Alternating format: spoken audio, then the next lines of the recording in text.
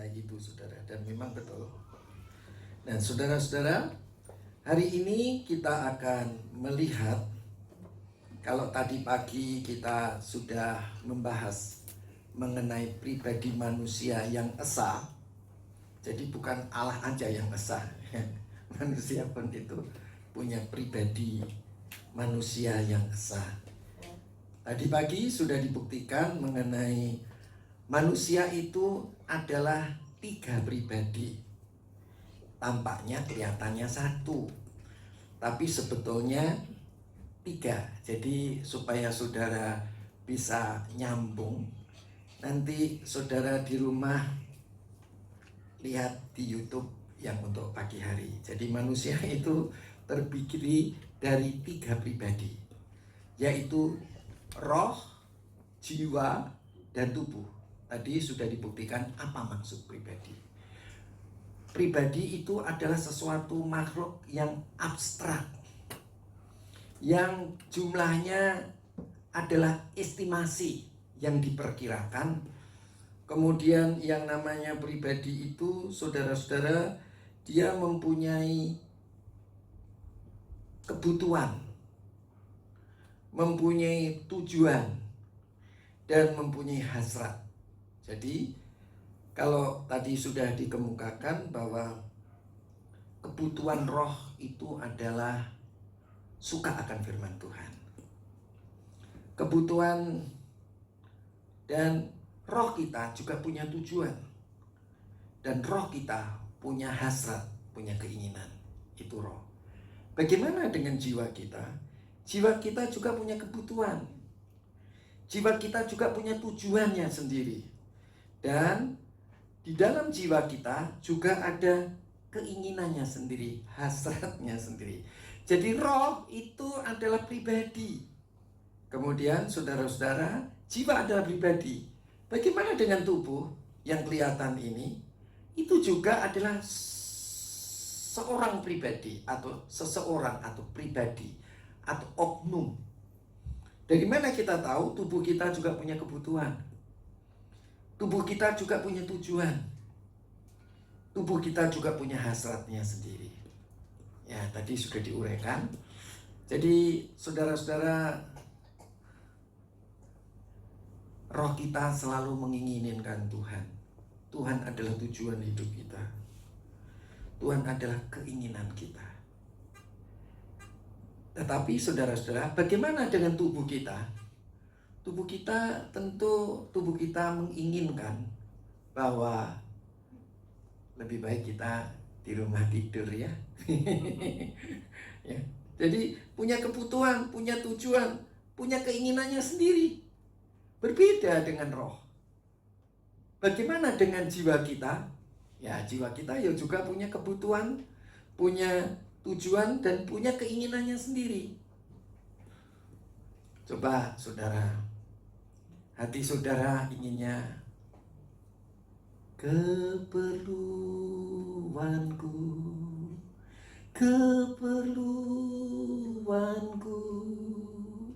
Yesus saja. Ayo nyanyi. Keperluanku,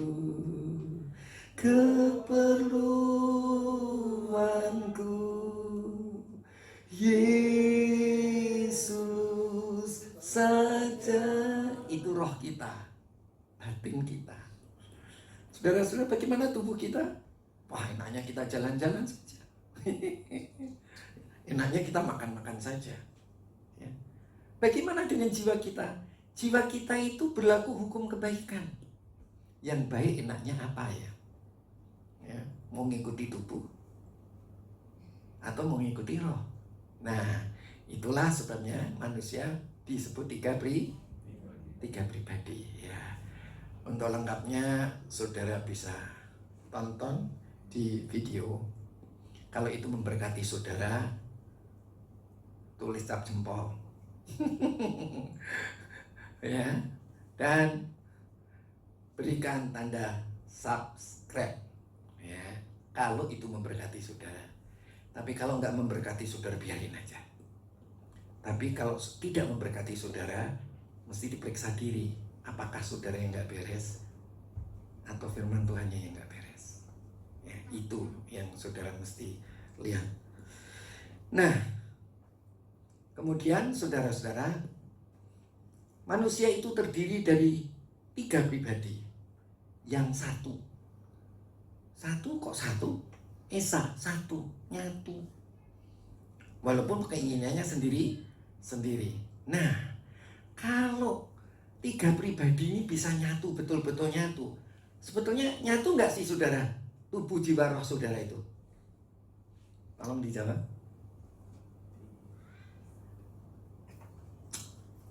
Enak di rumah ini. Ya kan? Nyatu nggak nyatu? Nggak nyatu. Ya. Tapi saudara-saudara, kapan tubuh jiwa dan roh kita nyatu? Kalau kita hidup di dalam kebenaran dan roh. Ya. Allah itu 3 pribadi.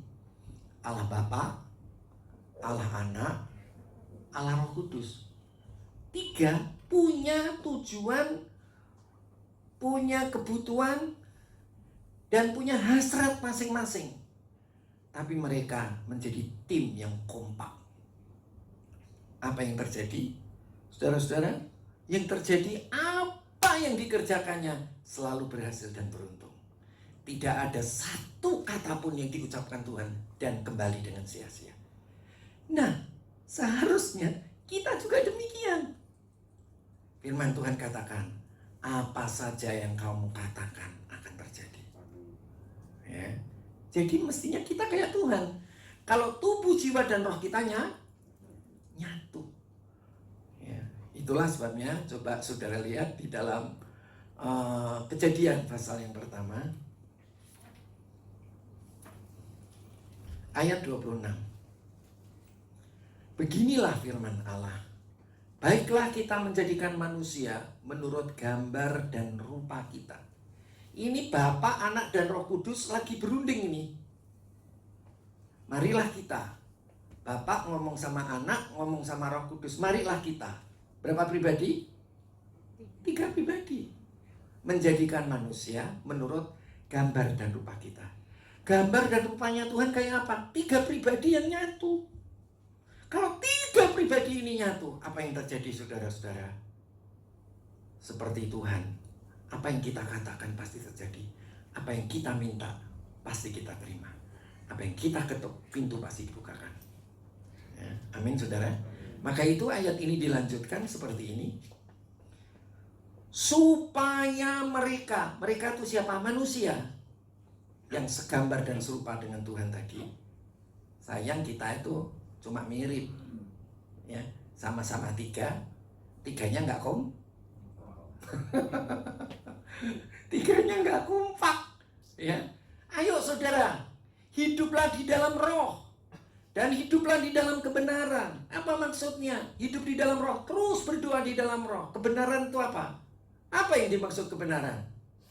Kebenaran itu ku persembahkan hidupku kepadamu Tuhan, untuk kemuliaan-Mu ku berikan hidup ini sebagai persembahan yang berkenan padamu. Kebenaran itu apa? Persembahkanlah tubuhmu menjadi korban persembahan yang hidup, yang kudus dan berkenan kepada Tuhan, dan baharuilah jiwamu, ya, menjadi tahu apa yang baik, yang berkenan dan yang sempurna. Ayo, karena roh kita sudah dilahirkan baru, roh kita udah grace. Ayo baca Alkitab supaya pikiran kita dibaharui. Dan tubuh kita selalu persembahkan kepada Tuhan. Wah, kalau nyatu begitu saudara-saudara, apa yang dikatakan Tuhan? Supaya mereka berkuasa atas ikan-ikan di laut dan burung-burung di udara dan atas ternak, atas seluruh bumi dan atas segala binatang yang melata, yang merayap di bumi. Oh, kita jadi orang yang berkuasa. Apa yang dikatakan saudara-saudara? Apa saja yang kamu katakan, itu akan terjadi. Kita suka ngomong, tapi nggak jadi-jadi. Kenapa saudara? Roh, jiwa, dan tubuh kita nggak nyatu. Hiduplah di dalam roh dan kebenaran. Berdoalah dalam bahasa roh senantiasa, tetapi, persembahkanlah tubuhmu sebagai persembahan yang hidup, kudus, dan berkenan, dan jiwamu dibaharui menjadi sempurna. Nah, kalau saudara, tubuh, jiwa, dan roh saudara, jiwamu dibaharui sesuai dengan firman Tuhan, dengan roh saudara, dan tubuh saudara dipersembahkan sesuai dengan roh saudara, di mana roh kita itu menginginkan apa, saudara? Ayo, coba kita lihat Alkitab kita. Di dalam kitab Roma pasal yang ke-7. Nah, Roma pasal yang ke-7. Roma pasal yang ke-7 ayat yang ke-22. Sebab di dalam batinku aku suka hukum Allah. Batin itu roh. Roh saudara itu pasti suka kepada firman Tuhan. Coba saudara kalau bingung, saudara nggak suka firman Allah. Tapi begitu kamu tenang, pasti rohmu mulai bicara. Firman-Mu pelita bagi kakiku, terang bagi jalanku. Kalau pas tenang, firman-Mu pelita bagi kakiku, terang bagi jalanku. Terus, waktu ku bimbang jalanku, tetaplah Kau di sisiku. Terus, dan takkan ku takut, asal Kau besertaku selamanya. Oh, firman-Mu pelita bagi kakiku, terang bagi jalan. Yang ngomong itu siapa? Roh kita yang sudah dilahirkan baru, yang sudah menjadi ciptaan baru. Roh kita selalu menyukai hukum Allah. Betul? Kata-katanya begitu? Ayat 22. Sebab di dalam batinku aku suka akan hukum Allah. Ya. Roh kita mempunyai hukum kehidupan, yaitu suka akan firman Allah. Bagaimana dengan tubuh kita? Wah, tubuh kita jelas. Ayat di bawahnya. Ayat 23. Tetapi ya, hasratnya tubuh itu, tadi hasratnya siapa? Roh. Sekarang hasratnya tubuh. Sebab tetapi di dalam anggota tubuhku, di dalam tubuh kita, ini loh yang kelihatan. Aku melihat hukum lain. Hukum lain itu apa? Hukum lain. Ada hasrat lain, ada keinginan lain. Apa itu hasrat, keinginan lain? Hukum lain yang berjuang melawan hukum akal budiku, melawan pikiranku, melawan jiwaku, dan membuat aku menjadi tawanan hukum dosa. Hukum lain itu apa? Hukum dosa. Jadi tubuh ini pengennya bawanya itu dibawa kepada dosa. Iya kan, saudara-saudara. Kalau saudara kaki saudara diinjek, kepengennya apa? Gitu ya. Kanan yang diinjek, kiri yang nendang. Kiri yang diinjek, kanan yang nendang. Kalau memang belum, kurang puas,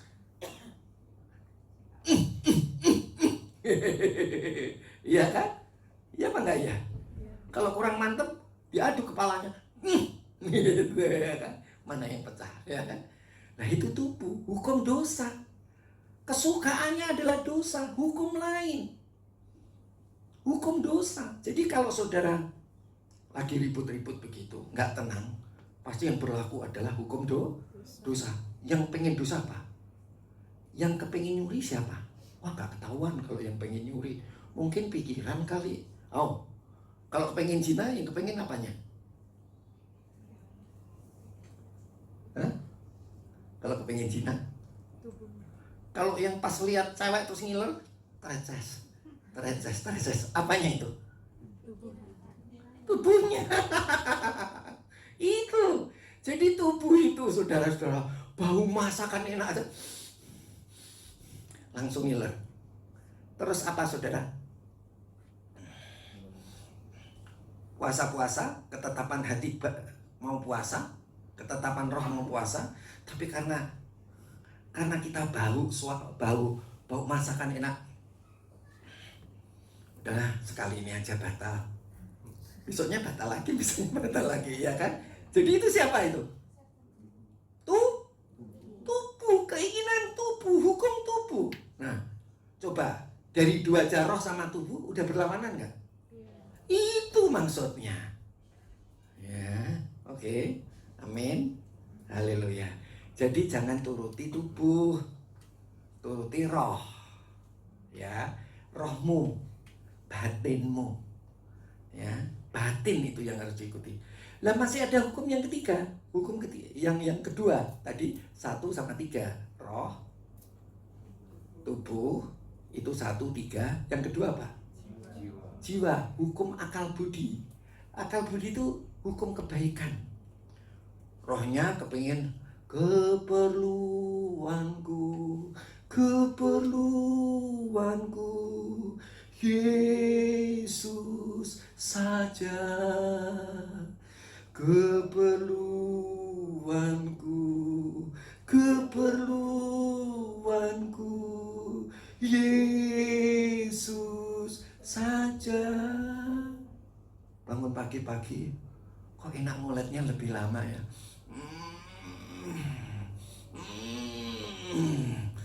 Kita enak dilanjutkan lagi ya, 5 menit baru bangun ya, ya kan?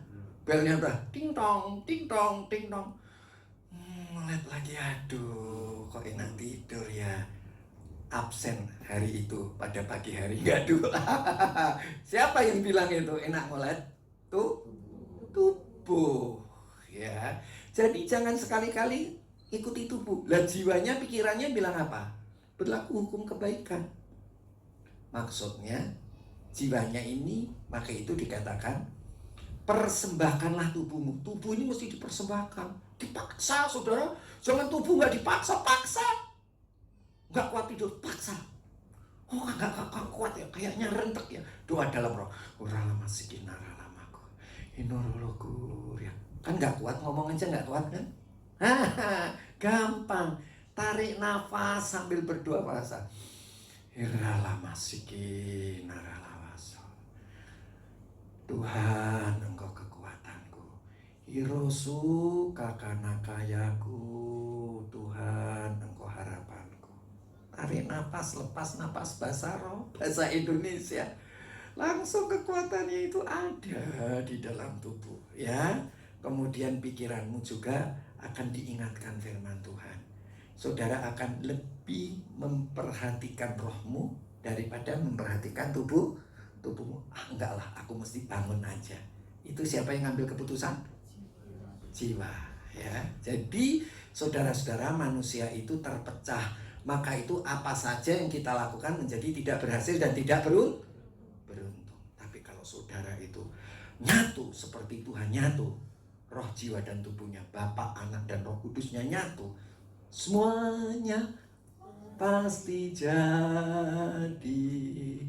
Percaya saja, semuanya pasti jadi.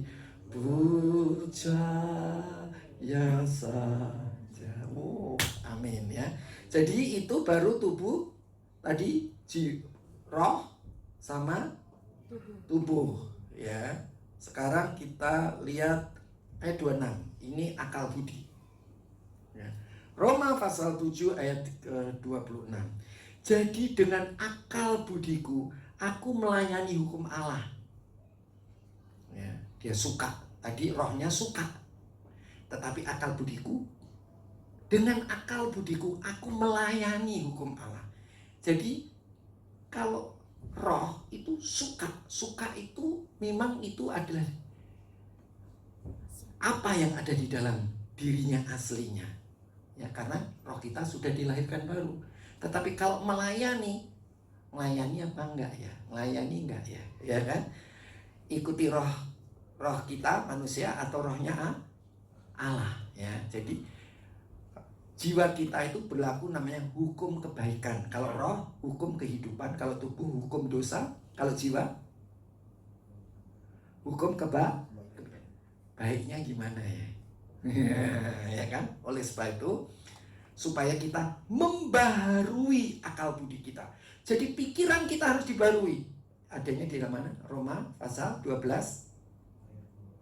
ayat 1 dan 2. 1 tubuh, 2-nya akal budi. Ya, itu maka itu disebut hukum kebaikan. Jadi harus nyatu. Amin saudara.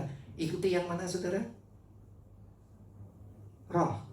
Karena roh itu kalau saudara misalnya saudara habis gebuk-gebukan suami istri, gebuk-gebukan tinju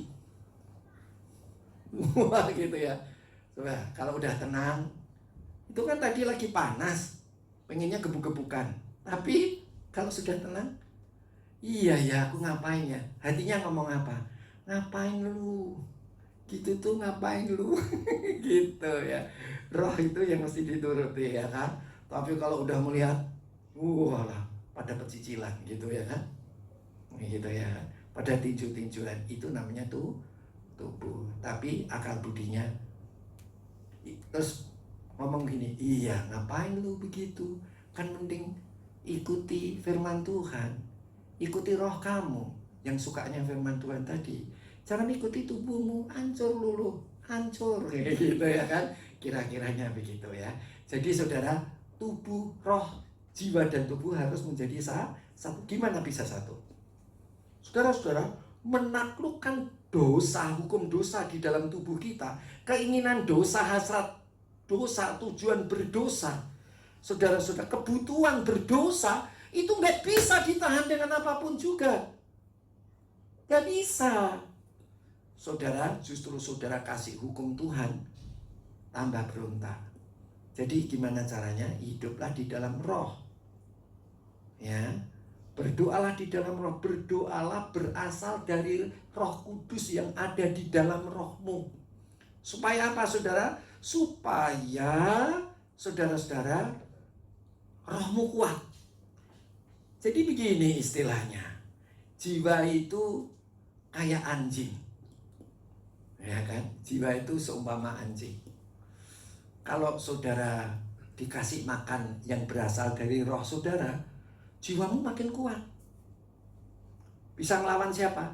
Bisa ngelawan tubuh. Tapi kalau jiwamu itu, kamu ngasih makan apa? Dosa. Kasih makan dosa, yaitu kasih makan apa-apa yang dari tubuh. Itu jiwamu makin liar. Sedikit-sedikit nendang. Sedikit tinju, sedikit melotot, ya kan gitu ya kan. Tapi kalau jiwamu itu kamu mau kasih makan roh, makin lama jiwamu makin lembut, lemah gemuk. Ya jelas ya saudara ya. Oke, haleluya. Kalau saudara mau lebih jelas, ya roh tadi yang di ayat berapa tadi? Ayat 22 tadi itu bisa diperjelas di dalam Roma pasal 8 ayat yang kedua. Ini maka itu roh itu adalah berlaku hukum kehidupan. Roh hayat. Ya, berlaku hukum hayat, berlaku hukum kehidupan. Coba baca ayat 2. Roh yang memberi hidup telah memerdekakan kamu dalam Kristus dari hukum dosa dan hukum maut. Jadi kalau saudara itu mau ngikuti roh saudara, saudara mau berdoa dalam roh, ngikuti roh kudus saudara sendiri, itu saudara ini rontok ini. dosa di dalam daging itu rontok. Nggak usah tinju sama daging, nggak usah, rontok sendiri, lemes lemah. Ya, berlaku hukum dosanya, hukum kematian dan hukum dosa itu rontok di dalam tubuh saudara. Jadi saudara, enggak, aku nggak mau kelahi, enggak, aku nggak mau kelahi, sampai tangannya dipegangin, aku nggak mau kelahi. Kuat nggak? Lepas juga. Iya kan? Jadi untuk menghancurkan tubuh itu gimana? Ya gampang, hukum tubuh itu, hukum dosa itu gampang. Gimana? Dua dalam roh. Jiwamu dikasihi firman. Apa? Ku persembahkan. Jadi kalau saudara berdoa itu, berdoa dalam roh, itu batinnya gini, Tuhan, ini hidupku untukmu. Ini hidupku ku persembahkan padamu. Terus berdoa begitu. Saudara pernah melihat orang punya pacar. Misalnya ada cowok punya pacar A. Saudara-saudara, setelah dia punya pacar A, ya, pacar pertama itu, jiwa kita kan pacarnya pertama siapa? Tubuh. Yang suka diturutin kan tubuh kan? Iya kan? Iya kan? Tubuh. Punya pacar pertama tubuh. Kemudian akhirnya setelah dilahirkan baru punya pacar yang kedua. Pacarnya kedua siapa? Roh. Coba, kalau jiwa itu pacaran sama roh terus, kira-kira tubuhnya ini nyingkir sendiri nggak? Iya. Iya kan? Gua udah gaya begini, dicuekin. Gaya begini, dicuekin. Lama-lama pergi sendiri kan? Iya kan? Lah begitu caranya kira-kira. Ya jelas kan ya saudara ya. Nah, kalau jelas saudara udah lulus ini pasti.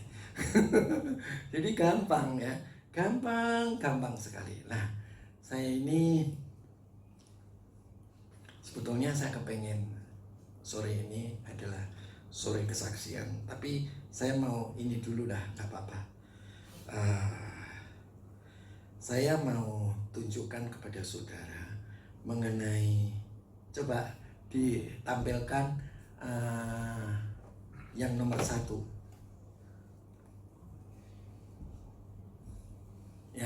Ya ini saudara, tema kita adalah 3 pribadi manusia yang esa. Tentu ada 3 pribadi Allah yang esa, ya kan? Maka itu Tuhan menciptakan manusia menurut gambar dan rupa Dia. 3 pribadi yang menjadi satu. Mestinya ingat, Dia bersatu, Bapa, Anak, dan Roh Kudus itu satu. Satu tujuan, satu hasrat, satu kebutuhan. Wah, kalau tubuh jiwa rohmu bisa begitu, luar biasa. Caranya gimana tadi? Berdoa dalam roh, mempersembahkan tubuh. Karena mempersembahkan tubuh itu adalah keinginan firman Tuhan. Udah pasti selesai ya, langsung amin saudara. Ayo kita lihat sekarang. Saudara akan lihat ilahi ya. Saya mau kenapa orang itu bisa punya kepribadian dua kepribadian ya. Dua kepribadian ini jelasnya begini. Dua kepribadian ini saudara ya, dua kepribadian itu jelasnya begini.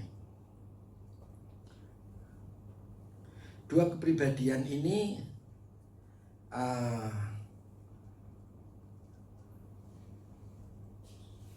orang yang punya dua kepribadian itu istilahnya di luaran disebut ambigu.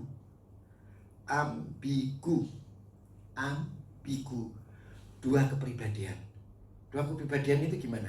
Nah, saudara nanti coba saudara ingat-ingat. Siapa di sini yang suka ngalamun? Badannya di sini loh, tanggal lilin itu udah ngancung ya. Badannya sini, ingetnya gorengannya masih ada apinya. Kenapa kok inget gorengannya ada apinya? Dulu pernah kebakaran. Ya, ngalamun, lah itu ambigu ringan. Ya. Terus tadi saya umpamakan, ambigu yang ringan itu ngalamun ya. Sebetulnya lah ini ambigu ya. Orang ambigu itu orang yang kayaknya orang itu bukan satu tok, tapi lebih dari satu. Jadi misalnya saya ini kan di sini baik-baik gitu ya, bawa firman Tuhan. Langsung saya itu bisa kayak ada sesuatu yang masuk dalam diri saya. Seret. Waktu ada sesuatu yang masuk dalam diri saya, seret gitu, saya ingat, waktu saya dulu masih anak-anak, saya itu diinjek-injek sama orang. Waktu naik sepeda, saya diserempet.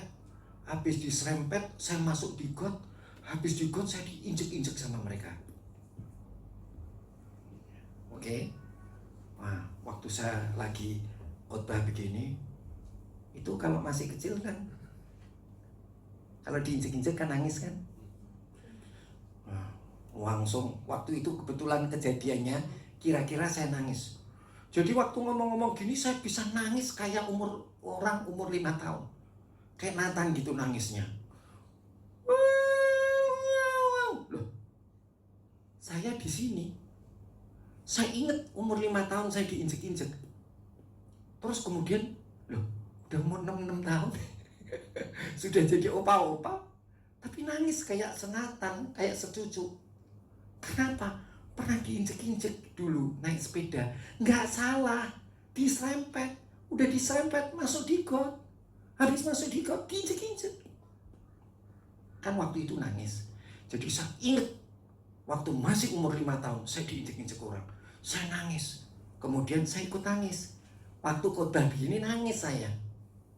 Kayak umur 5 tahun. Nah, itu namanya ambigu. Kepribadian ganda. Ya, jadi kayak seret, waktu seret inget waktu umur 5 tahun. Terus apalagi ya? Tadi kalau saya umpamakan di Kelapa Gading apa tadi? Enggak, di remaja, waktu remaja. Remaja.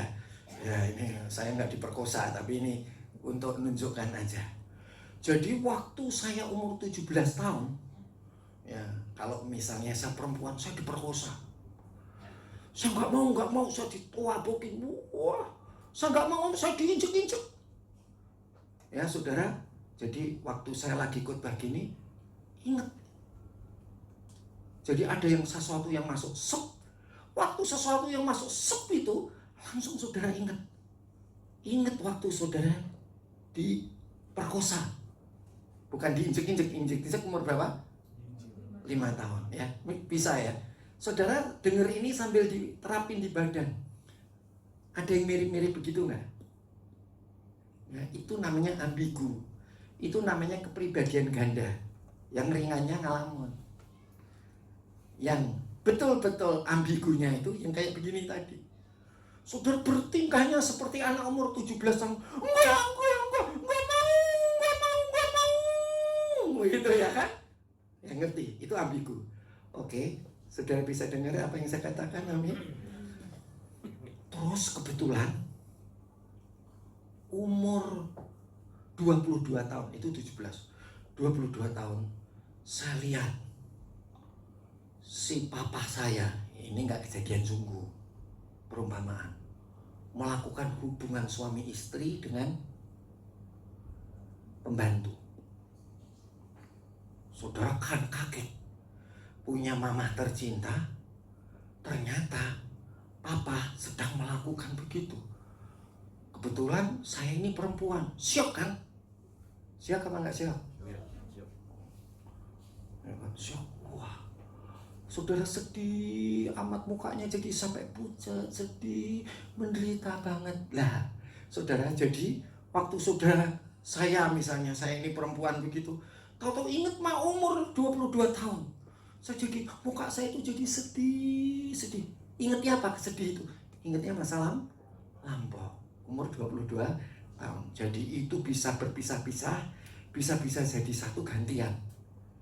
Nah, itu namanya ambigu atau kepribadian ganda. Oke. Sudah sip ya? Oke.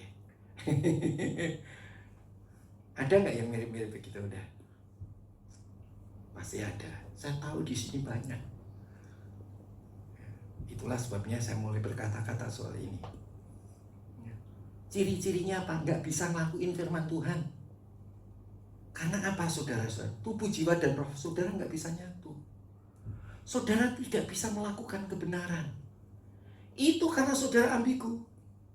Ya, dari mulai ngalamun sampai hal-hal yang berat seperti itu. Jelas ya, saudara ya? Nah, kalau saudara begitu, apa yang saudara harus buat?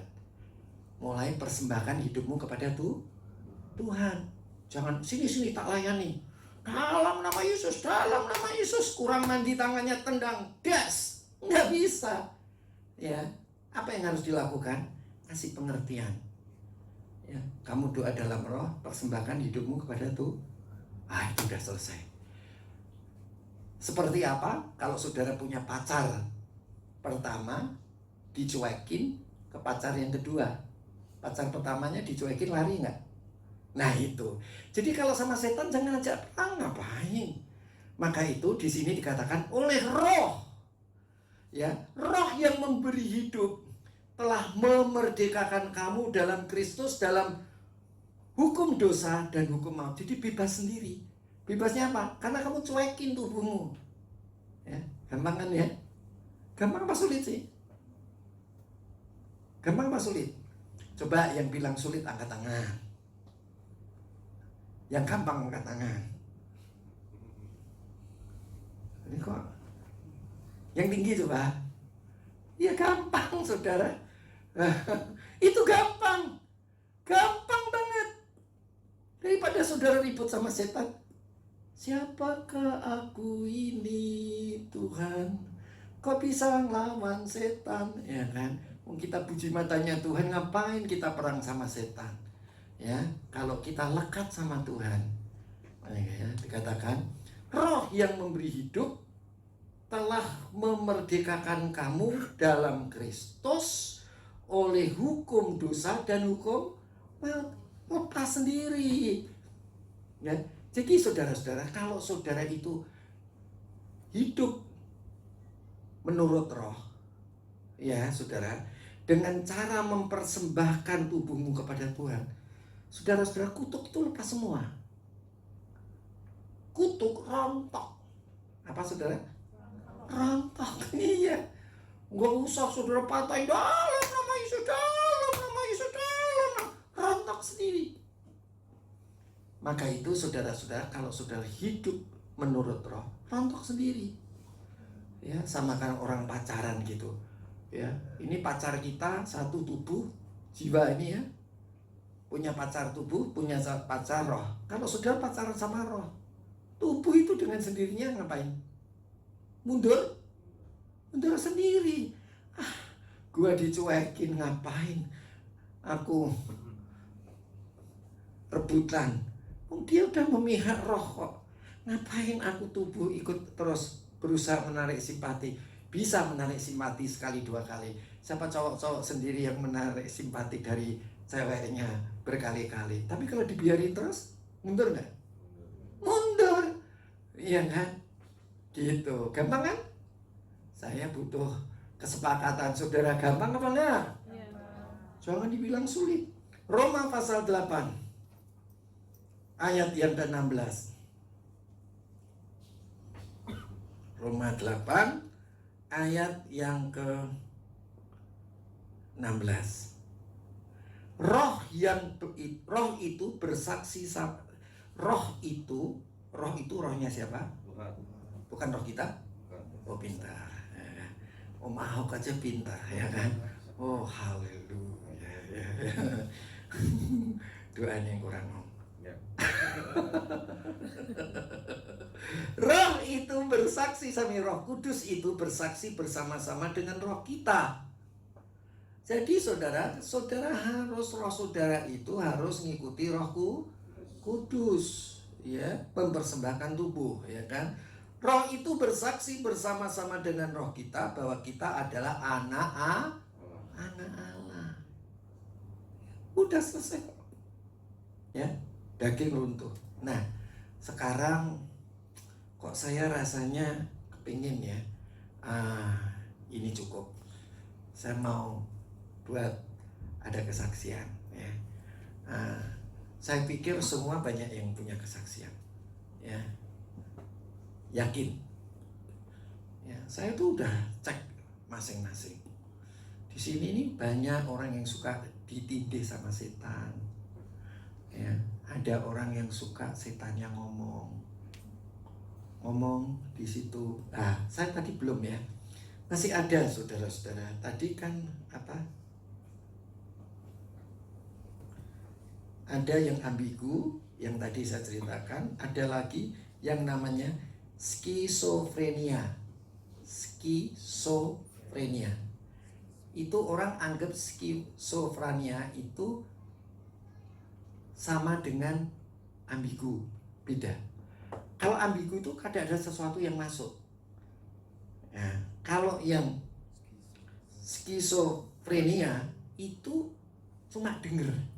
Ya kayak orang apa saudara? Halusinasi, ya, berhalusinasi. Ya, jadi kayak orang halusinasi. Jadi dengar suara-suara, ngeliat-ngeliat gitu ya. Nah, itu kalau di sini yang suka dengar-dengar, ngeliat-ngeliat, nah itu tadi, ya kan? Yang suka dikelonin setan, Intan. Nah, kan gampang kan? Iya. Oh, orang mau suka ditindih sama setan. Ada berapa setan? 2 katanya. Enak nggak enak katanya. Ih. Ya kan? Ya. Nah, saudara-saudara perhatikan baik-baik, itu bisa karena keturunan. Ya, karena papa mama enggak, tapi emak engkong ya mungkin jadi dukun. Enggak jadi dukun, bisa juga enggak jadi dukun, bisa begitu. Karena apa? Karena emak engkong itu memang dia punya keturunan yang begitu, suka ngeliat-ngeliat. Ya, itu bisa. Jadi tapi semuanya itu bisa hilang. Dan kemudian saudara akan diganti dengan hal-hal yang baik yang dari Tuhan. Nah, untuk supaya kita ada waktu sore ini sore kesaksian ya, saudara pasti kaget nanti ya kan. Nah itu Pastor Robi, pastor boleh. Pastor itu bahasa Indonesia. Ayo, monggo gembala. Iya kan, pastor kan gembala. Ayo, mari silakan. Enggak kuat berdiri. Kamu ceritakan dari awal sampai akhir, ya. Jadi saudara nanti bisa tahu kenapa orang itu bisa begitu, ya. Nanti saya akan kasih banyak contoh, tapi hari ini contohnya satu aja, ya, supaya enggak ini. Tapi maksud dan tujuannya adalah, kalau lihat Gagah ini kan ganteng ya saudara ya. Koncone setan. Ya kan? Siapa yang ngira gak koncone setan?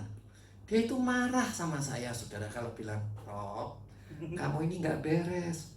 Ya, marah sama saya. Ya kan? Sebetulnya saudara, yang namanya gembala itu kan selalu berdoa.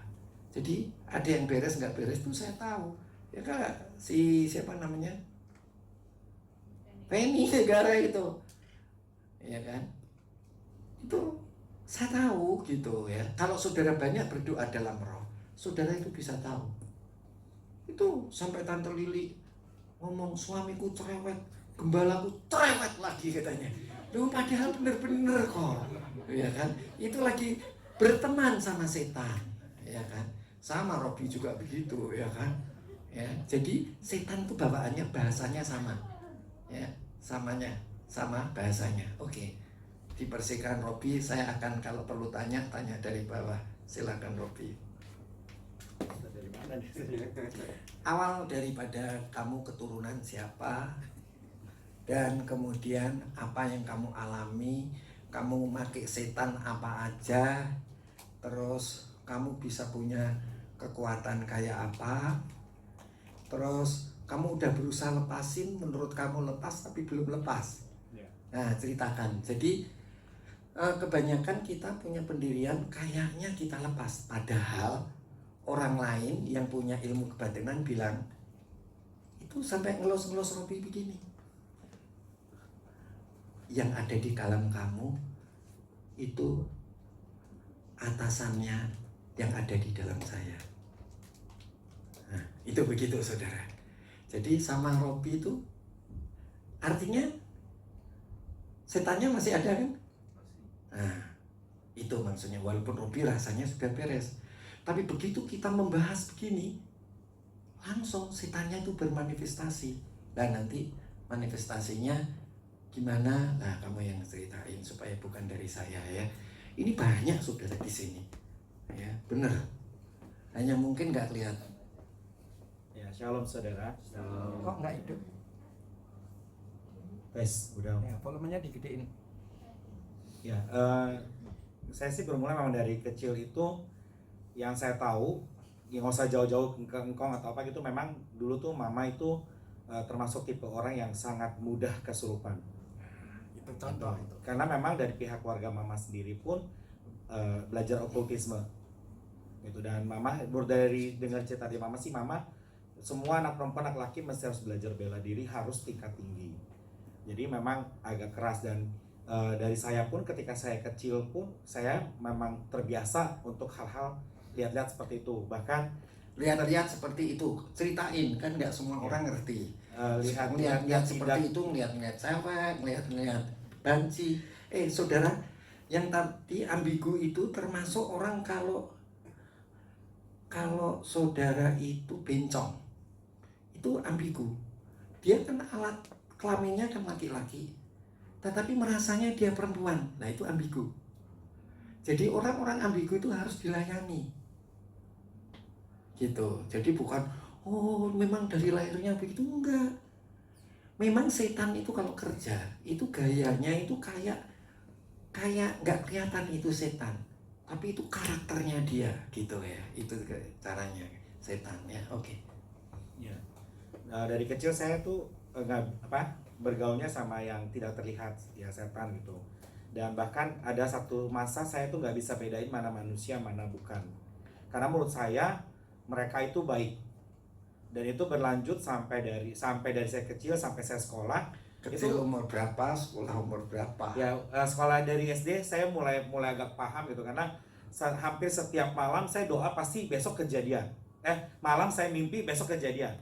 Kalau saya lagi musuhan, saya nggak bisa menghindari kejadian itu. Tapi kalau saya lagi baik, saya bisa menghindari kejadian-kejadian yang buruk. Tapi itu selalu kejadian. Sampai saya coba-coba ngomong ke orang bahwa nih kamu bakal begini gitu.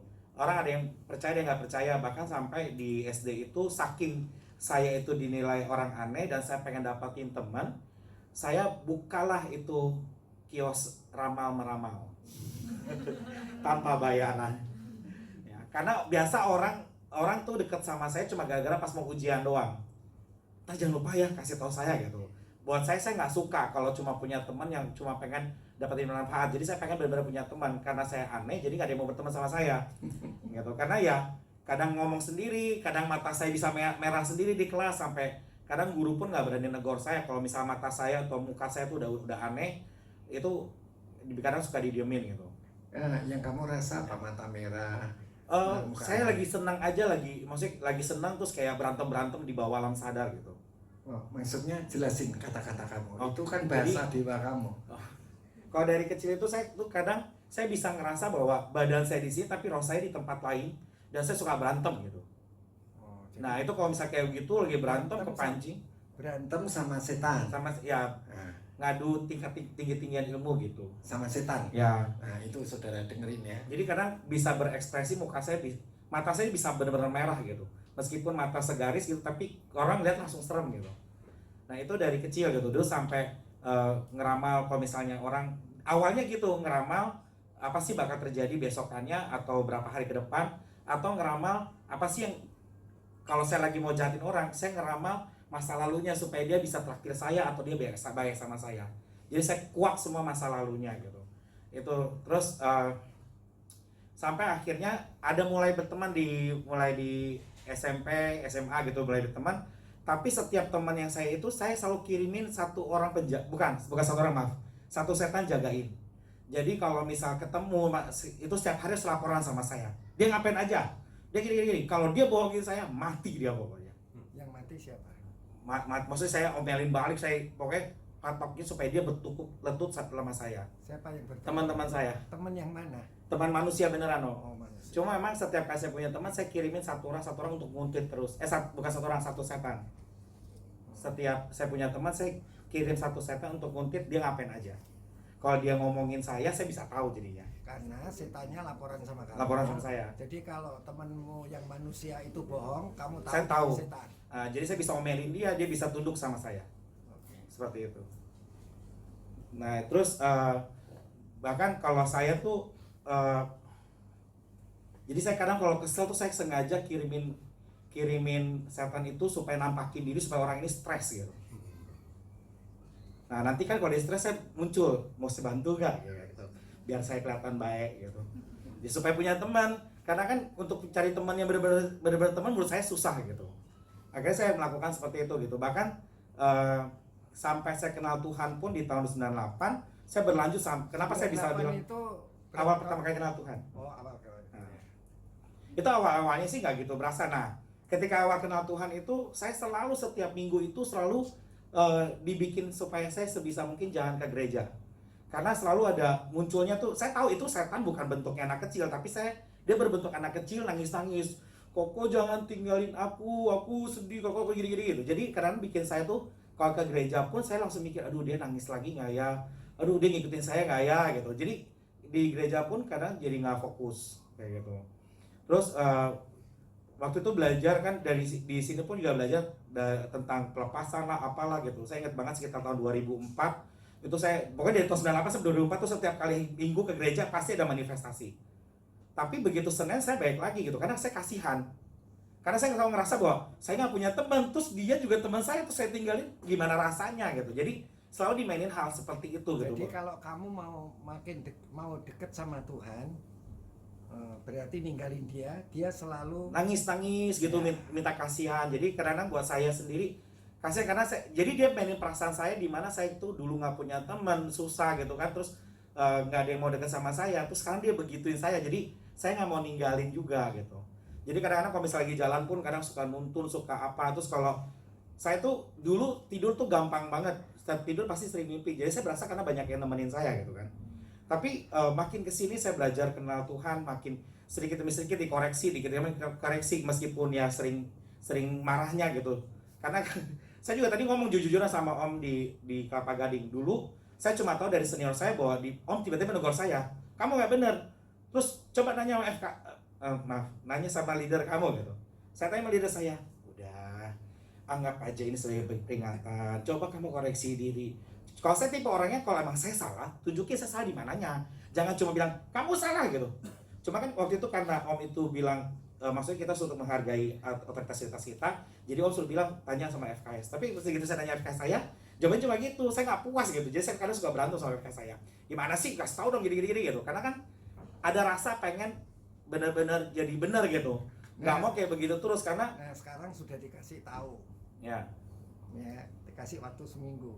Sudah cuma gitu. Ya. Jadi kalau dulu juga jadi terkonsep nih, aduh kalau ngomong sama Om percuma deh, Om gak bakal mau dengerin, Om cuma bilang begini doang, cuma taunya ngejudge doang, aduh padahal nggak tahu apa, saya bingung gitu kan. Nah jadi berlanjut gitu, jadi saya berusaha udah saya lebih baik diem aja, saya diam bisa jalanin gitu kan. Terus makin lama memang ada yang koreksi pelan-pelan, dikoreksi itu nggak enak kan sebenarnya, kalau kita ditegur terus dikoreksi nggak enak gitu. Dan bahkan saya tuh pernah sampai ngerasa bahwa saya yang kesurupan, saya selesai nempel ke orang lain gitu kan. Jadi saya juga ngerasa bersalah gitu kadang-kadang.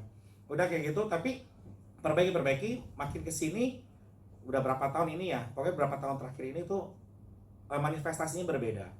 Kalau dulu tuh jadi kayak anak kecil yang nangis-nangis, mungkin karena saya semakin bertumbuh jadi lebih besar juga, ya.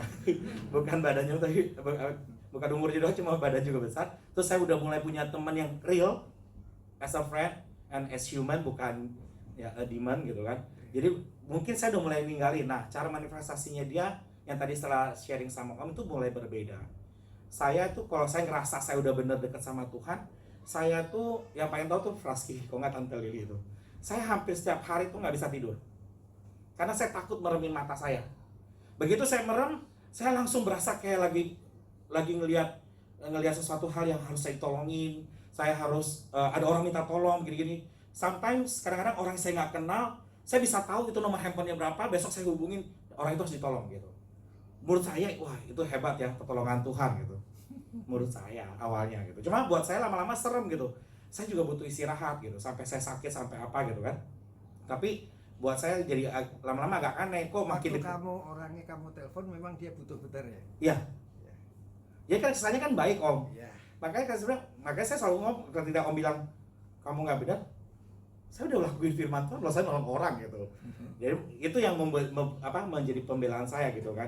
Nah, itu terjadi terus gitu. Bahkan kalau semakin saya ngerasa bahwa saya udah makin doa, makin apa gitu, manifestasi berbeda lagi. Nggak cuma sekedar saya nggak bisa tidur, saya tuh bisa kalau lagi nyetir bawa kendaraan apapun gitu ya, saya lihat begini, tapi secara bersamaan juga saya lihat dunia lain gitu. Bisa fokus tetap lihat lihat jalanan gitu. Cuma mata saya tuh udah melihatnya jadi dua dunia. Bahkan dulu si Fraski suka kesel sama saya. Saya kalau lagi bawa motor bonceng dia tiba-tiba berhenti gitu kan. Ada apa? Ya kan saya tipe orangnya agak kaget tuh. Terus saya melihat sesuatu gini. Dia suka ngocehin tuh. Kamu bikin kaget, kamu gini gitu kan. Ya, cuman namanya kita lihat secara mata, kita yang ngalamin. Kalau ngelihat kayak gitu kan otomatis pasti biasa berhenti. Apalagi belum terbiasa gitu kan.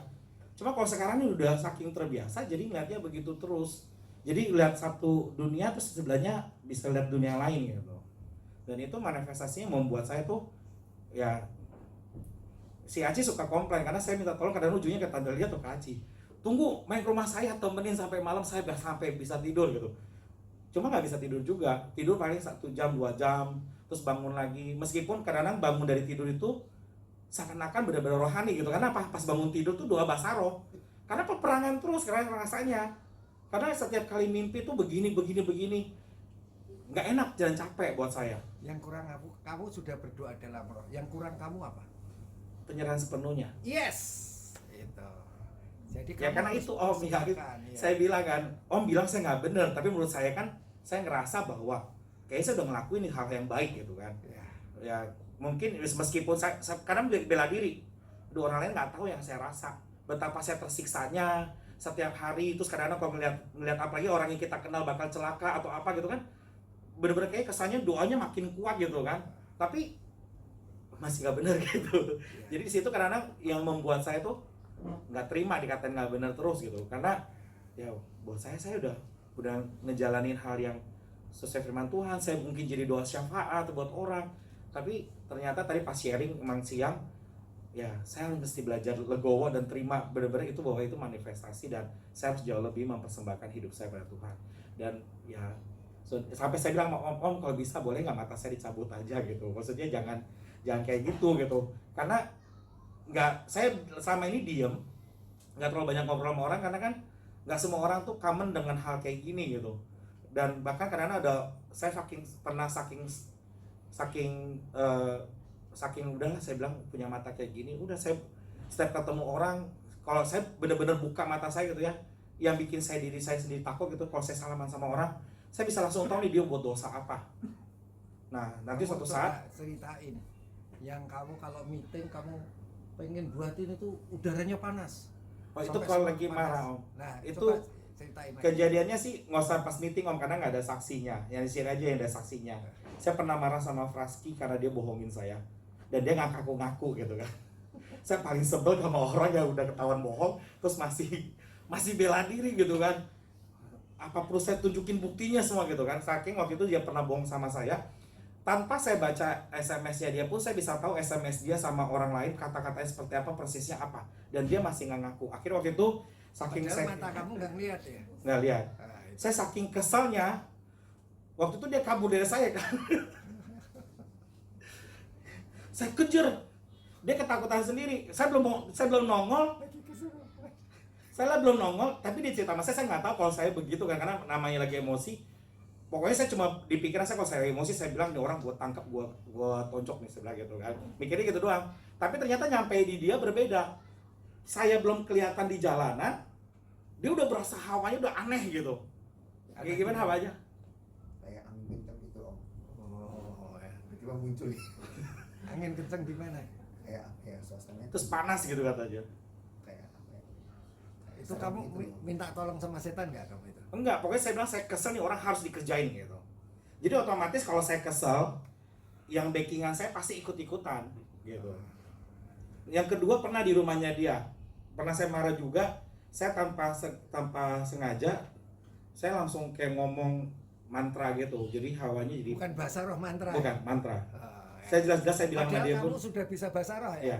Tapi mantra. Maka itu hidup kita itu yang perlu dilihat apakah kita itu sudah hidup di dalam kebenaran, yaitu mempersembahkan hidup kita kepada Tuhan. Jadi orang berdoa dalam bahasa roh itu bisa, kalau kita hidupnya nggak benar, itu mantra itu. itu waktu itu saya jelas-jelas tahu karena baik lagi dia bohong lagi sama saya waktu itu. Pokoknya intinya tentang bohongnya apa saya lupa gitu. Tapi pas saya ke rumahnya dia gitu kan, terus dia masih ngotot gitu, saya langsung melototin dia. Saya langsung, kalau saya kan belajar mantranya itu nggak pernah belajar tertulis, tapi memang ngalir langsung gitu kan. Lalu dia langsung cok sabar, cok sadar aneh di hawanya gitu. Dia begitu di depan rumahnya dia gitu, Aneh ya? aneh dan enggak rasanya katanya dia bilang. Iya. kayak gitu om. Oh ya. Jadi sampai kayak gitu gitu. Dan kalau nggak tahu sih, buat saya pernah ngobrol sama teman saya itu gitu. Sebenarnya kalau saya mau Teman itu Ya. teman sopo, setan. yang katanya jenderal, Oh, salah satu jenderal saya, setan ya, setan yang ngaku-ngaku jadi jenderal. posisinya jenderal ya. Ya, posisinya apa?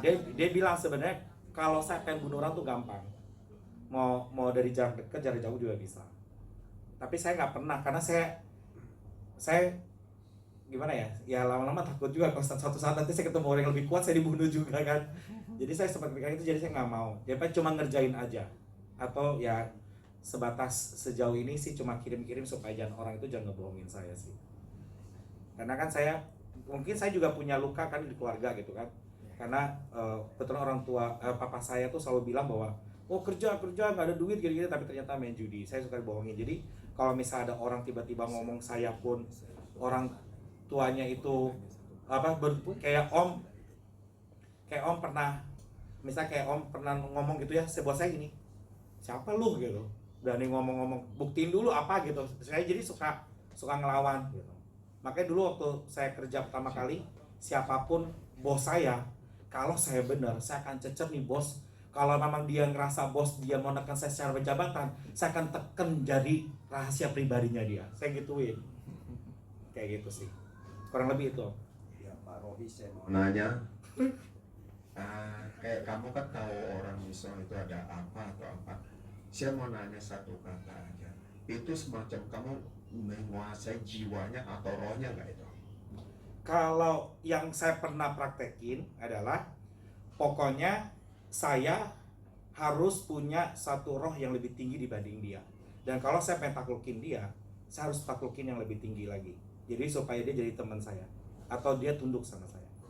Jadi saya nggak peduli mau setinggi apapun dulu, kalau saya emosi, saya harus cari yang lebih tinggi lagi. Jadi dulu ketika saya belajar meditasi untuk turun ke bawah ke dunia roh, jadi roh saya keluar dari badan saya, itu saya akan perjuangin mati-matian. Jadi dulu hampir setiap hari jam 12 malam sampai jam 3 pagi saya pasti turun ke bawah alam sadar. Jadi istilah itu kamu menguasai rohnya kan, atau semacam Menguasai pegangannya dia. ya pegangannya, atau kayak juga ngeramal gitu kan, kamu Ya. pegang rohnya kan. Dan saya bertanya sama itunya langsung.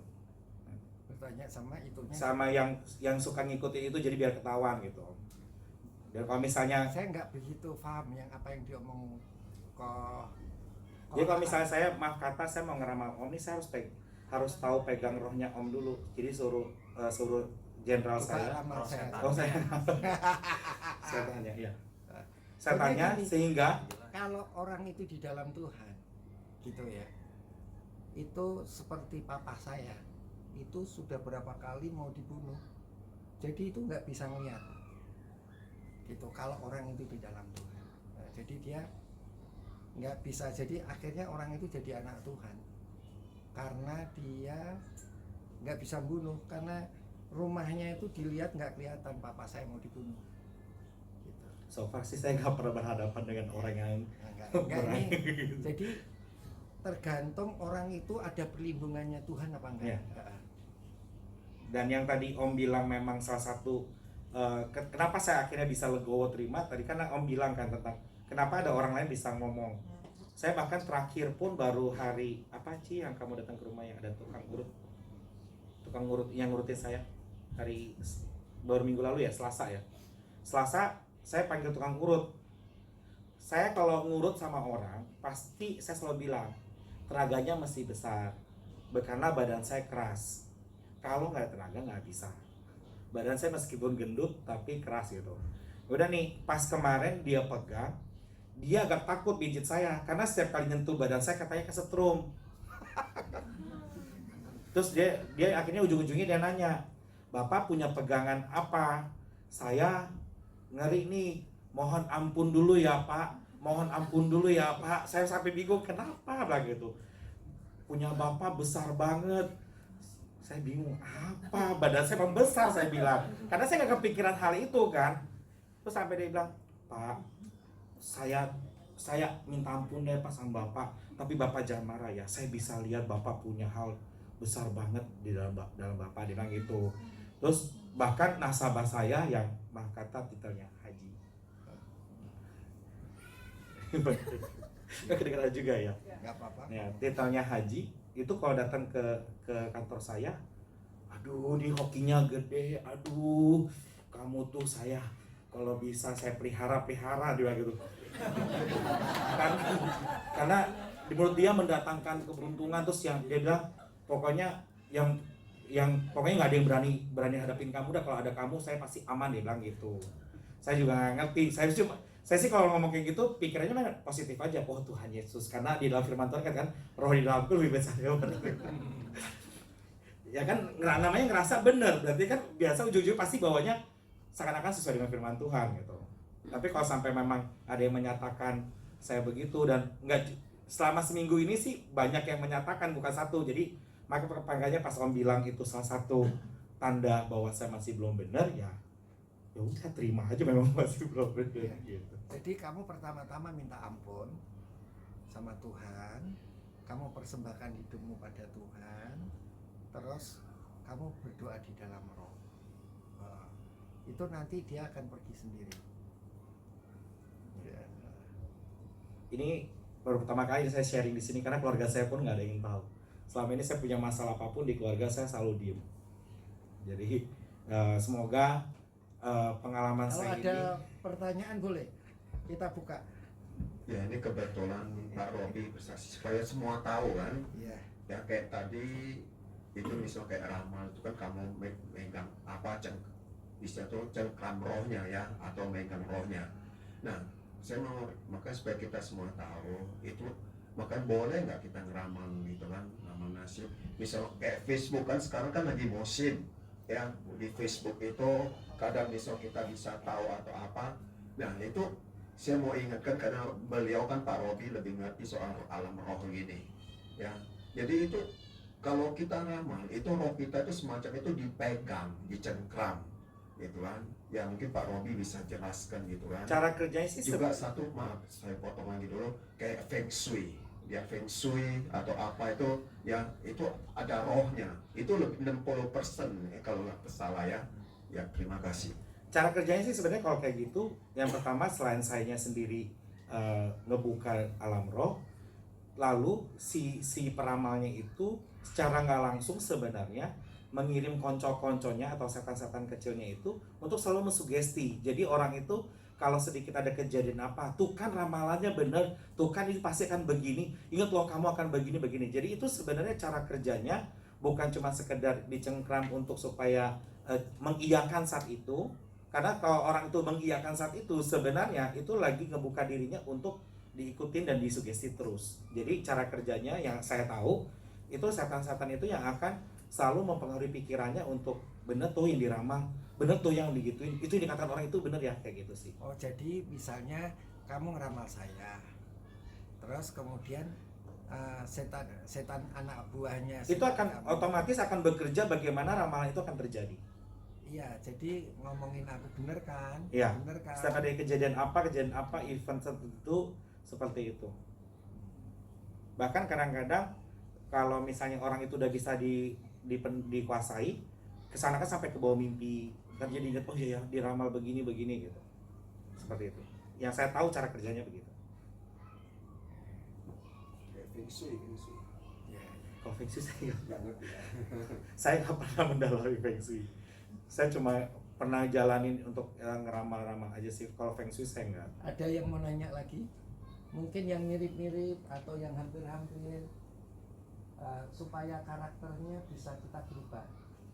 Paling satu hal saudara, saya cuma ingetin doang gitu, bahwa saya itu pernah ngelayanin orang tuh sampai takut. Jadi bukan takjub sama kuasa Tuhan, tapi jadi takut.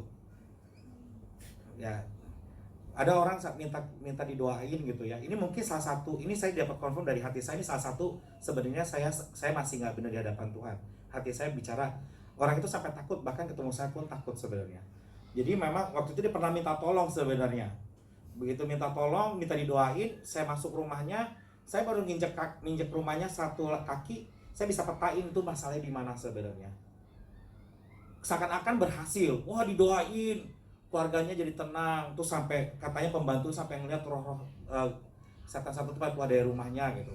Terus nggak lama ketemu lagi, saya ngomong gini, bahkan sampai seakan-akan saya benar-benar tahu masa lalunya yang saya nggak pernah tahu, dan saya juga kaget, dan waktu saya menyampaikan hal itu saya nggak enak. Saya sampai menyatakan sama dia, saya panggil dia dan mamanya, saya nanya begini, tante bener nggak begini. Terus sampai finally saya bilang, saya sebenarnya nggak kenal sama orang ini. Si anaknya saya bilang, kamu nih bukan anak kandung, saya bilang, kamu gini. Dia sampai kaget, shock, mamanya juga shock gitu. Udah nih, sejak itu dia seakan-akan memberikan suatu hal yang baik gitu. Ayo doa lagi. Kan kayaknya kalau kita memberkati orang, kita semangat yang lainnya orang ya. Dia udah doa. Tapi setiap kali ketemu pasti dapat suatu pernyataan. Sampai akhirnya belum kejadian apa-apa, saya bilang, ini akan begini. Akhirnya saya bilang, papa akan dipanggil. Benar, papanya meninggal. Saya bilang begini, mamanya akan dipanggil. Benar, mamanya meninggal. Sejak itu orangnya takut ketemu saya. Takut ketemu saya. Jangan sampai ketemu ajak ngomongan kejadian lagi gitu. Pada waktu itu saya kondisinya saya nggak buka, maksudnya saya nggak buka mata batin saya, tapi itu pas lagi doa munculnya doa, pas lagi doa muncul seperti itu gitu. Tapi kalau misalnya sampai pelayanan kita namanya menghadirkan hadirat Tuhan, tapi bikin orang takut, berarti itu bukan hadirat Tuhan. Ya. Buah Ya. roh itu yang jelas bahwa itu. Jadi adalah lagi ngomong gini, nggak tahu kenapa ada confirm di hati sih bilang gitu. Ya benar, memang benar. Jadi mungkin kelihatannya baik gitu kan, doa pemetaan rohani diusir, tapi orangnya ketakutan. Kalau suruh pemetaan rohani kamu jago pasti. Ya, Iya kan, setannya di sono sini. orang saya juga pernah cerita di Komsel gitu, di JC Materi gitu. Saya dia apartemen di lantai 25. Waktu ada satu hal yang nggak beres tuh saya bilang, saya bisa ngerasain nih sampai lantai paling dasar. Tut apa aja gitu. Nah, kadang itu saya bisa cerita sama orang, tapi saya takut sebenarnya sama diri saya sendiri. Makanya saya nanya sama Om, boleh nggak sih dicabut matanya gitu? Bukan colek kali ya teman-teman ya. Maksudnya hal itunya gitu.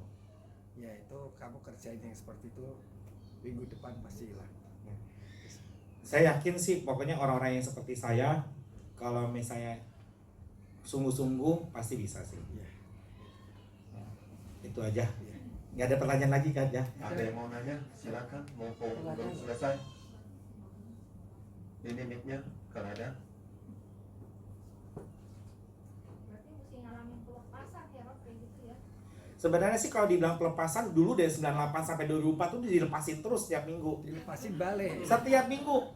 Setiap minggu datang Sabtu doa gitu ya, sampai dari yang nggak bisa bangun, kaki jadi kaku, sampai gelap gitu kan, sampai pingsan, sampai hampir sampai waktu itu pernah sampai muncul tanda silang biru ungu ke sini, dan saya hampir nggak bisa nafas gitu. Itu sampai kayak gitu, itu pun sudah didoakan. 6 tahun loh saudara, dari 98 sampai 2004 itu menjadi suatu catatan buat saya sendiri. Maksudnya saya sempat ngomong, Tuhan malu kali setiap minggu harus maju pelepasan terus. Pegang perjamuan kudus aja bisa sampai copot. Bukan copot, maksudnya lepas. Karena terus udah gitu saking getar-getar, jadi anggurnya hilang, jatuh semua ke lantai gitu. Jadi kalau misalnya dibilang pelepasan, mungkin untuk kita sebagai orang yang percaya, ya benar, cuma satu jalannya doang. Ya selain kita doa, ya benar-benar serahin sama Tuhan. Karena mau dilepasin pun kalau kitanya buka celah lagi, ya pasti ya seperti khotbah tadi pagi, lepas dari satu, begitu kita buka celah, satu itu datang sama 7 temannya. Ya bisa dibilang bisa lebih parah gitu. Ya itu doang sih yang saya tahu, ini berdasarkan pengalaman saya. Iya, betul. Ada lagi? Ada lagi ya, ada lagi. Kenapa jadi gue? Ada lagi nggak? Saya udah berasa dingin soalnya di depan. Kayaknya udah enggak aja. Oke.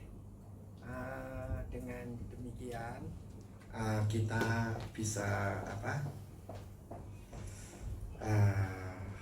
bisa paham kalau karakter kita nggak berubah ya. Jadi karakter itu karena ada setan di dalam kita. Nah, setan itu biasanya kerjanya di balik karakter. Jadi kalau karakter saudara nggak bisa mengeluarkan buah-buah roh, itu karena ada setan di dalamnya. Jadi, saudara berdoa dalam roh harus diiringi dengan mempersembahkan hidup kepada Tuhan. Ya, saya pikir itu dulu. Kita akan nyanyi. Ya, kita bangkit berdiri, kita betul-betul serahkan hidup kita kepada Tuhan ya, supaya setan lepas dari kita. Haleluya, haleluya, haleluya, haleluya. Semua menyanyi.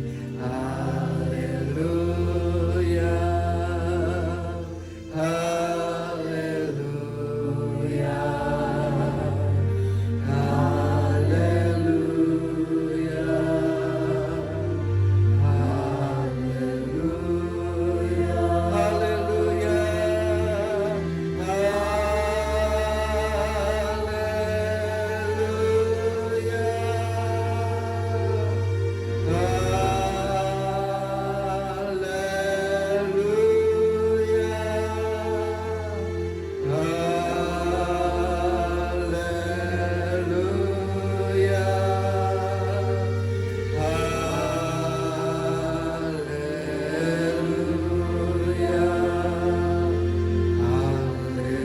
haleluya. Semua menyanyi, angkat tanganmu, angkat hatimu, persembahkan tubuhmu kepada Tuhan.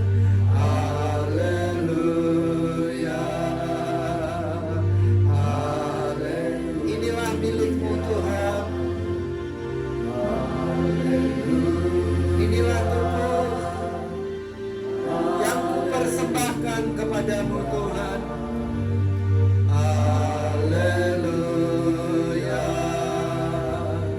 haleluya, haleluya,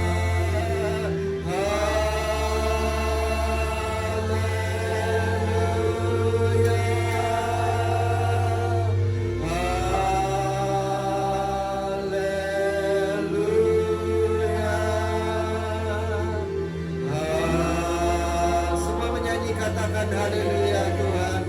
Terpujilah namamu, diagungkan Engkau Tuhan. Siapakah aku ini Tuhan? Aku ini milikmu. Haleluya, haleluya,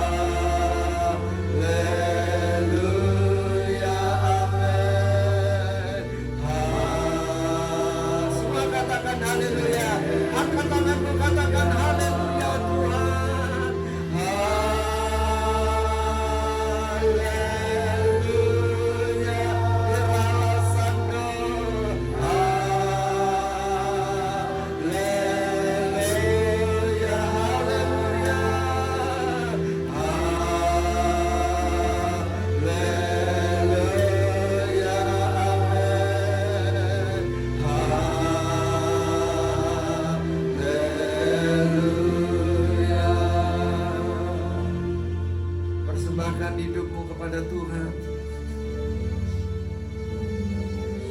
tanpa tersisa. Semua milikmu Tuhan. Ku persembahkan hidupku kepadamu Tuhan tanpa tersisa Tuhan. Semua milikmu. Inilah tubuhku, ku berikan kepadamu, ku persembahkan kepadamu. Semua jemaat berdoa dalam roh, selesaikan di hadapan Tuhan. Ambil komitmen di hadapan Tuhan.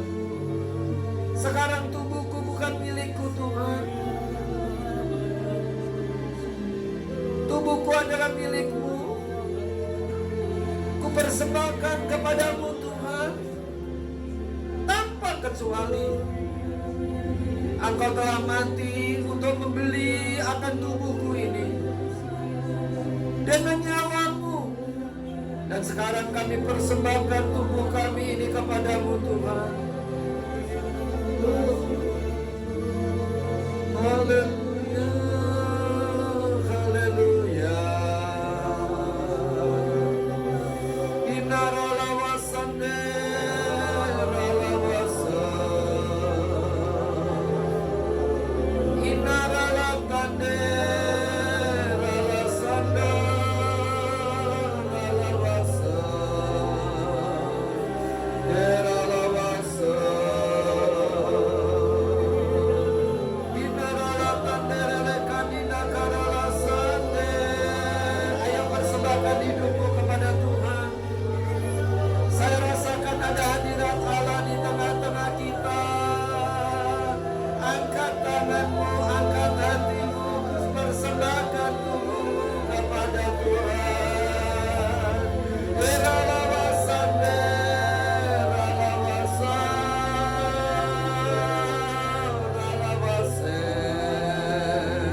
Eralawasande, ralawase, rase. Inilah tubuh kami, kami berikan kepada Tuhan. Haleluya, haleluya, haleluya, haleluya, haleluya, haleluya, haleluya,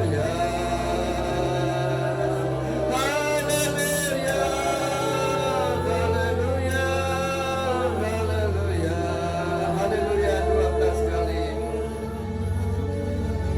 Tetap musik mengalun haleluya 12 kali. Singer akan menyanyikan. Jemaat terus berdoa kepada Tuhan.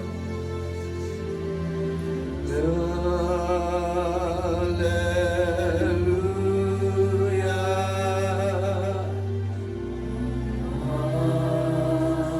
Ayo jemaat persembahkan tubuhmu. Aku memberi yang terbaik untukmu Tuhan. Tubuhku milikmu Tuhan. Haleluya.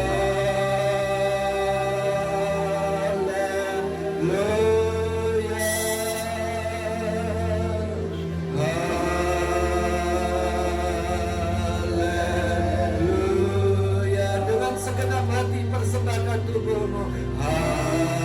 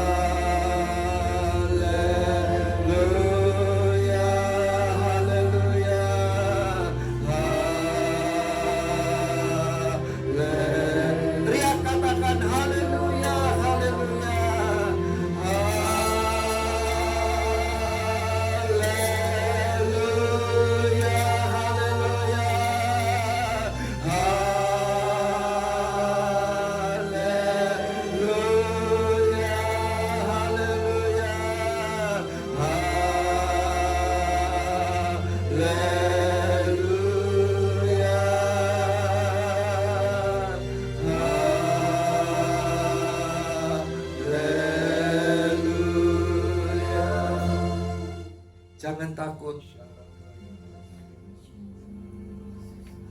Kalau aku di pihakmu, siapakah yang dapat melawan engkau? Ketahuilah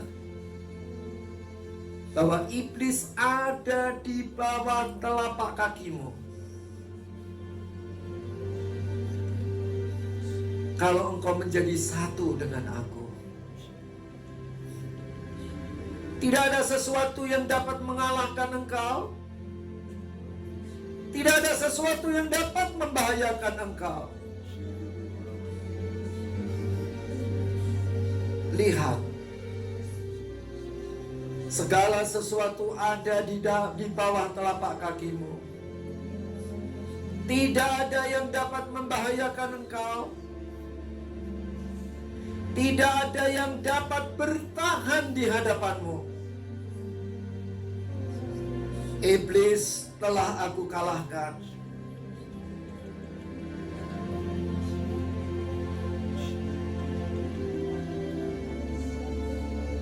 Angkat kedua tanganmu, angkat hatimu, persembahkan hidupmu kepada Tuhan. Dia sudah lumpuh di hadapanmu. Dia sudah tidak berdaya di hadapanmu. Dia adalah musuh yang sudah terkalahkan. Jangan engkau percaya kepada tipu dayanya. Karena aku adalah kebenaran. Tidak ada satupun yang dapat melawan engkau. Mereka adalah musuh yang sudah terkalahkan. Dia ada di bawah telapak kakimu.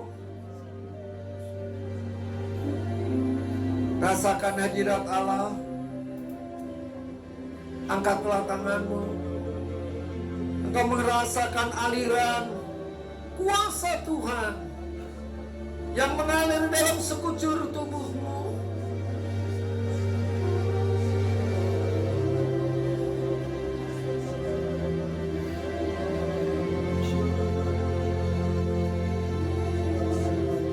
Persembahkan tubuhmu kepada Dia.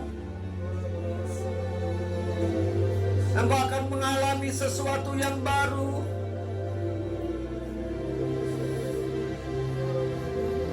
Engkau dan aku adalah anak-anak Allah.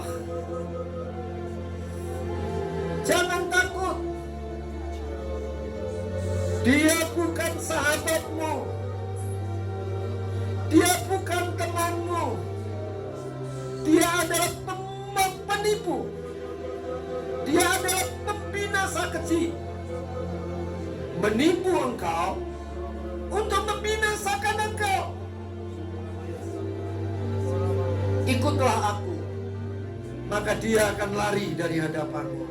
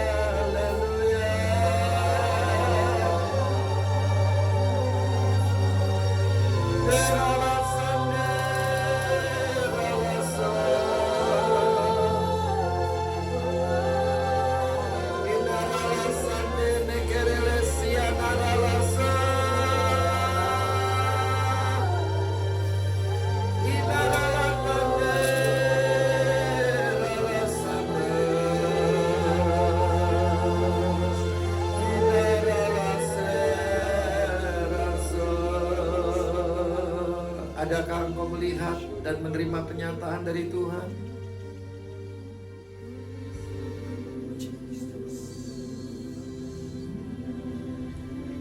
Sudahkah engkau menyelesaikan di hadapan Tuhan? Sudahkah Tuhan memberikan penyataan kepadamu? Engkau boleh menyampaikannya.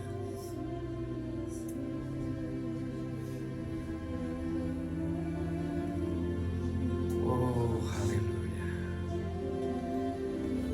Saya rasakan ada hadirat Allah.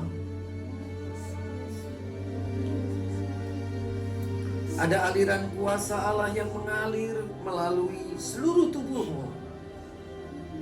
Tangan-tanganmu yang terangkat. Engkau boleh merasakan kuasa Tuhan yang mengalir.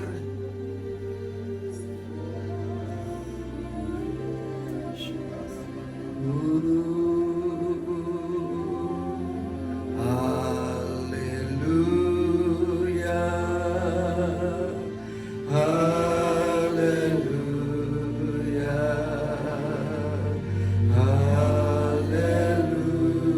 Haleluya.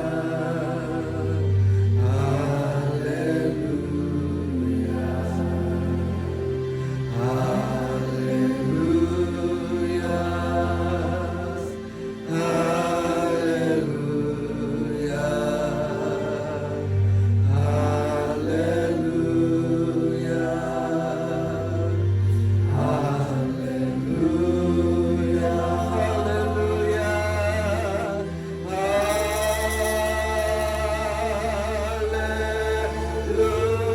Haleluya.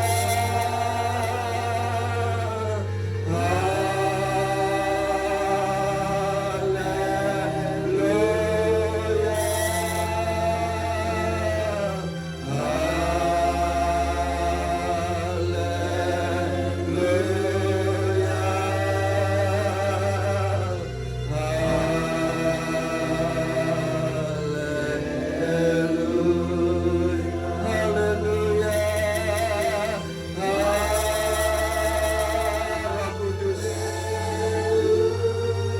Ini milikmu Tuhan. Haleluya.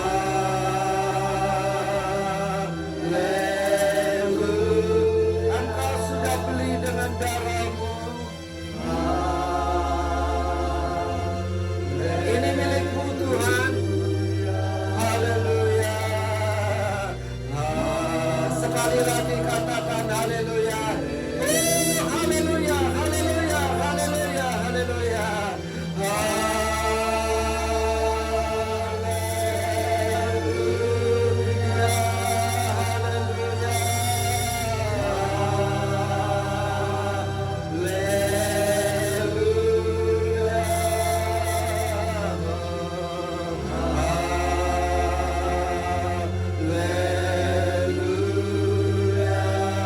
Dalam nama Yesus.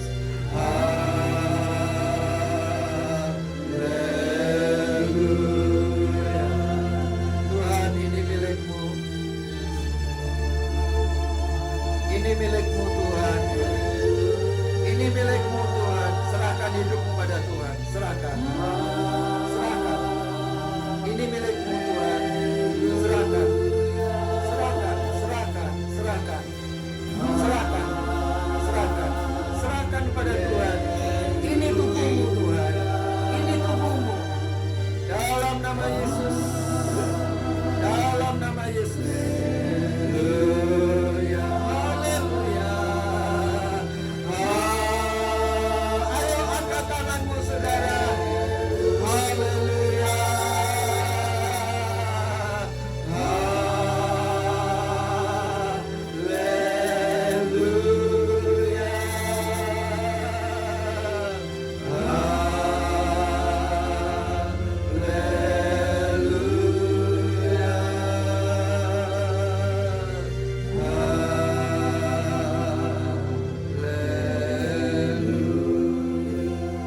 Ada penyataan Tuhan, silakan kau boleh menyampaikannya.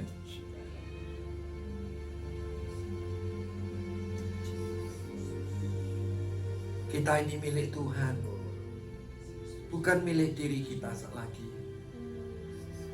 Kita sudah dibeli dan lunas dibayar dengan nyawa Tuhan.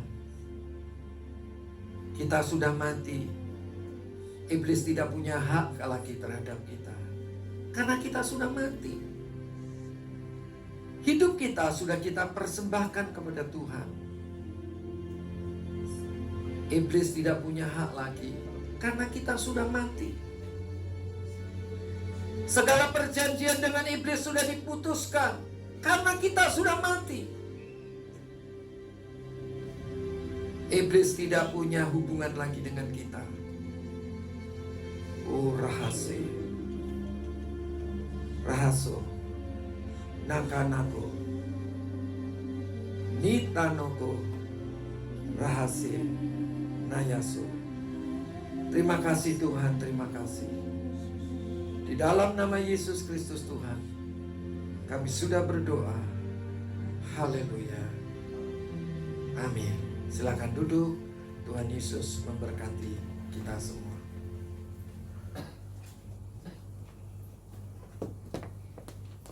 Sambil saya bacakan pengumuman, kantong persembahan dapat diedarkan. Kita akan memberikan persembahan 2 kali. Kantong persembahan berwarna ungu untuk kas gereja dan kantong persembahan berwarna merah untuk kas pembangunan gereja. Untuk pengumuman pertama, untuk perayaan Natal sekolah minggu pada tanggal 6 Desember, yaitu pada hari Minggu, dimulai jam 10 tepat sampai dengan selesai dengan tema Aku Anak Terang. Perayaan Natal sekolah minggu ini dimenyediakan praise and worship, Bible story, dan tamu boneka, di mana perayaan Natal ini secara online melalui aplikasi Zoom. Untuk link Zoom-nya akan diinformasikan lebih lanjut oleh guru-guru sekolah minggu. Jadi jangan lupa jemaat Tuhan bisa diingatkan kepada anaknya tanggal 6 Desember di hari Minggu jam 10 pagi. Dan juga tempat ini ada kegiatan komsel. Saudara juga dapat bergabung dalam komsel online setiap hari Jumat dari jam 7 sampai dengan jam 8 malam. Juga di tempat ini ada doa. Ada doa setiap hari Senin sampai dengan Sabtu. Tempat ini ada doa pagi dari jam 4:30 sampai jam 5:30 pagi. Dan juga ada doa siang dari jam 12 sampai dengan jam 1 siang. Dan juga ada doa malam dimulai dari jam 7 sampai dengan jam 8 malam. Juga jemaat Tuhan dapat mengikuti ibadah secara bersamaan atau secara streaming melalui aplikasi Zoom sesuai dengan jam ibadah. Dan jemaat Tuhan juga dapat mengikuti rekaman ibadah pagi melalui YouTube Brilliant Church. Jadi mari setiap kita mau lebih sungguh-sungguh mengalami Tuhan, mempersembahkan hidup kita untuk kemuliaan nama Tuhan. Demikian pengumuman, saya undang jemaat Tuhan untuk bangkit berdiri. Kita akan mengakhiri ibadah pada malam hari ini. Kita mau katakan kepada Tuhan, kita mau katakan kita kepada Tuhan. Kita mau katakan bagi Dia segala pujian, hormat serta syukur sampai selama-lamanya.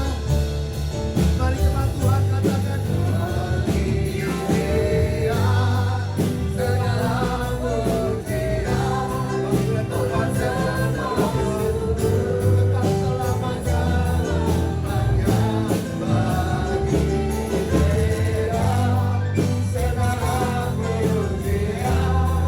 hormat serta syukur selama-lamanya.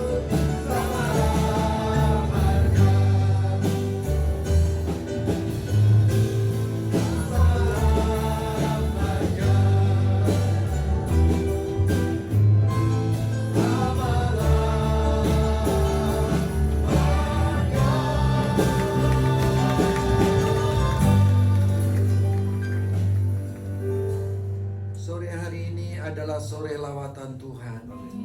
Sore Tuhan berfirman. Sore Tuhan melakukan lawatan bagi kami. Pembebasan bagi kami yang terikat. Terima kasih untuk firman-Mu, kehadiran-Mu, kuasa-Mu, mujizat-Mu, dan kesembuhan-Mu. Terima kasih kalau kami boleh mempersembahkan apa yang telah Tuhan berikan kepada kami. Dan kami percaya Tuhan membuka tingkap-tingkap langit dan memberkati kami. Sebentar lagi kami akan pulang ke rumah kami masing-masing.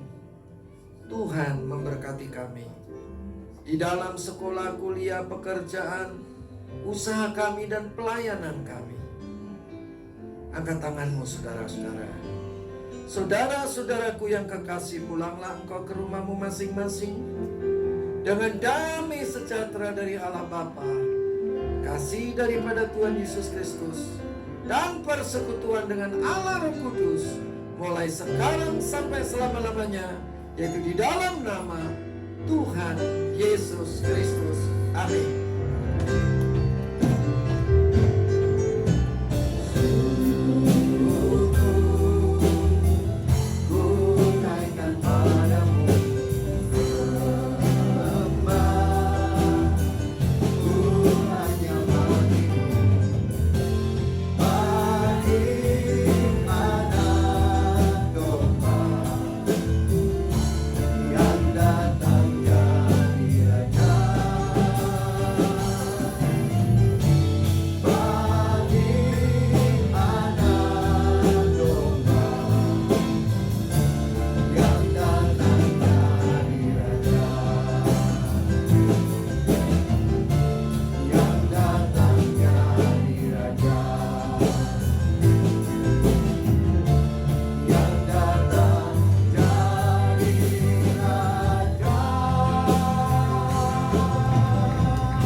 Haleluya, amin. Selamat pulang saudara, Tuhan Yesus memberkati.